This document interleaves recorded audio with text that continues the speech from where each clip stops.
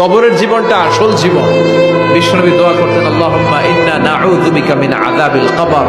আল্লাহ, আমি আপনার কাছে কবরের আযাব থেকে পানাহ চাই, কবরের আযাব থেকে বাঁচতে চাই। এই কবরের মধ্যে অনেক ফিতনা হবে, অনেক সুয়াল হবে। কবরে প্রশ্ন আছে না নাই? কথা বলেন। প্রথম প্রশ্ন জিজ্ঞেস করা হবে, মার রব্বুক, তোমার রব কে? বলেন, আমাদের রব কে? ওয়া মা দীনুক, তোমার ধর্ম কি? বিষ্ণুবীর চেহারা দেখিয়ে বলা হবে, তাআরিফু মান হাযার রাজুল, এই লোকটারে চিনো? আমরা কি বলবো? আমরা চিনি, উনি আমাদের প্রিয় রাসূল মুহাম্মদুর রাসূলুল্লাহ সাল্লাল্লাহু আলাইহি ওয়াসাল্লাম। এরপরে জিজ্ঞেস করা হবে, এগুলো কোত্থেকে শিখলা? আমরা বলবো, কোরআন থেকে। ফায়ুফসাহু লাহু কবরুহু ৭০ যিরাআন। সুন্দর সুন্দর উত্তর করতে পারলে আপনার কবরটারে ৭০ হাত লম্বা করে দেয়া হবে।